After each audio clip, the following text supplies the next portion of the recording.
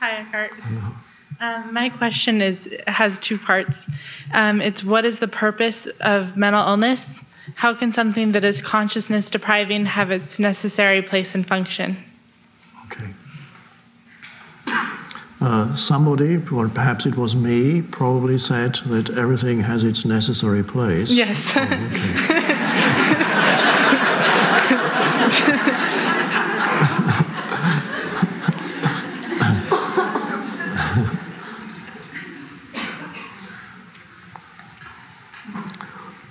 Now, in the larger context, if you look around the world, it's not only mental illness, which exists in different gradations, mental illness in its acute form, where it is recognized as mental illness in its less acute form, where we call it neurosis, whatever. And mental illness, well, neurosis already is normal. So mental illness in its normal form, which is normal human consciousness, the world is full of seemingly consciousness blocking events, all the suffering. You say, what purpose could that possibly have? For example, you could say, what purpose could human beings killing each other in the 20th century alone, human beings killing not 100 million, as I said in The Power of Now, that was a mistake, I've realized later, but closer to 170 million people killed in the 20th century alone, humans killing other humans. 170 million. Nobody knows the exact figure, but that's 170 million killed. What purpose can that possibly have? You can ask also. That's all that suffering can't possibly have a purpose, can it? And then all the other things that you have.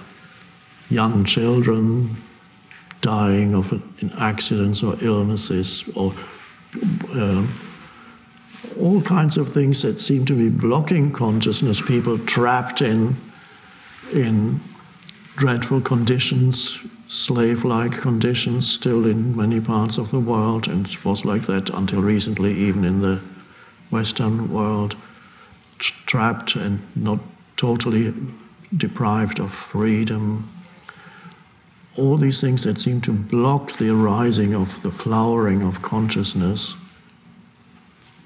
And particularly if you look at it in isolation. But it does seem that, first of all, a misperception arises when we look at a human being as if he or she were an entirely autonomous entity. In other words, as if he or she, the life that he or she has were his or her own life. Because then you then look at everybody as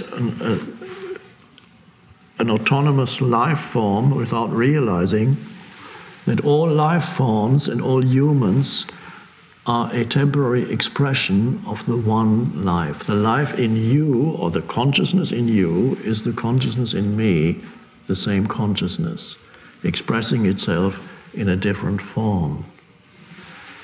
And there is something happening in this universe which is consciousness coming into the world of form and expressing itself more and more fully through the world of form. But it is always the one consciousness, assuming billions of life forms constantly. But the human thinks, that's me, that's my life. No, it's life. It's not my consciousness. I don't have my consciousness. It's the one consciousness, the one in the many. So all life is one. So when something seemingly dreadful happens, on one level it is always dreadful. Nobody can say that humans killing 180 million of their fellow humans is not dreadful on that level. But if you go to a deeper level, you see that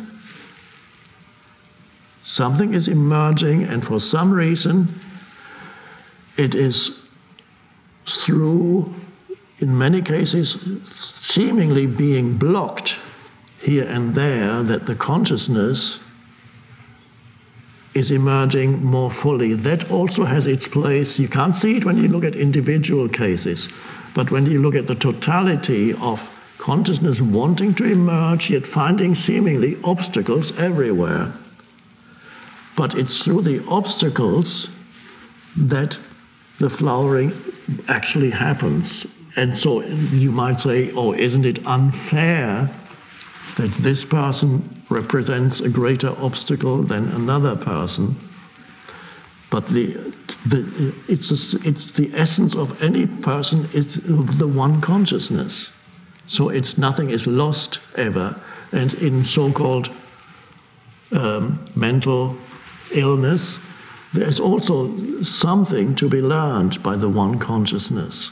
What it is, I don't know, but I do know that a certain percentage of mental illnesses are a rising of consciousness that has gone slightly wrong, that hasn't gone, or is unrecognized. There are people in India who have become saints and masters who would have been put in a mental home in the West, because the West doesn't recognize certain things, that's this spiritual rising. Unfortunately, they were not born in the West, but there are probably many people in the West. I'm not saying that all mental illness is a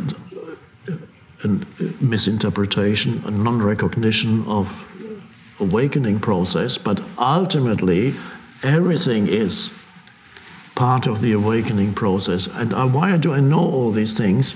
You know things by looking at your own life, and I know that all the things that seem to block the full arising of consciousness in my life, and I'm sure you can find the same in your life, all the seeming obstacles to living a life of fullness and ease and greater awareness, ultimately all those things actually led to the arising, to the awakening. When I look at my own life, and my own life is only a microcosm of the collective, it must be, then I see all the blockages and all the suffering actually was part of the awakening, without which it would not have happened. And collectively, the suffering of humanity in so many forms is also, unfortunately, a necessary part of the awakening. But realize that what we see as somebody's personal identity is not who they are. They are an expression of the one which is constantly finding new channels through which to express itself in this world. So if this channel is blocked, we see it as a person who is suffering. That's also true on one level. And of course you help if you are there, you give whatever help you can, that's part of it. But there's that personal sense of self is ultimately an illusion, because who you are is ultimately timeless and beyond the person. So I know that if I had not encountered all these seeming blockages in my life, I wouldn't be sitting here now. And if you had not suffered what you suffered, you wouldn't be here now. And so the obstacles to the arising of consciousness are ultimately part of the arising consciousness. And there's only one life. And that's a liberating thing to know, that the life in you, the life in me, is the one life. And if I die at this moment, nothing is really lost. If you die, nothing is lost.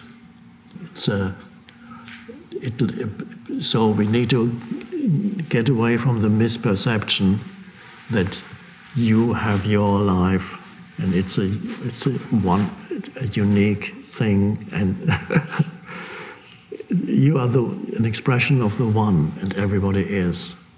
And so humanity as a whole is awakening.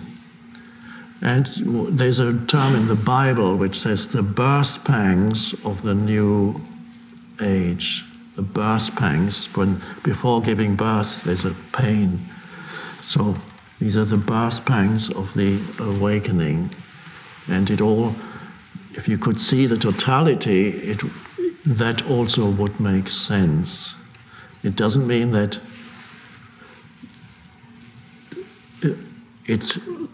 killing 180 million is okay. Recognizing that it is insanity is part of the awakening. The recognition of that as insanity, that collective part of the collective insanity, that's part of the awakening. Does that make sense? Yeah. Yeah.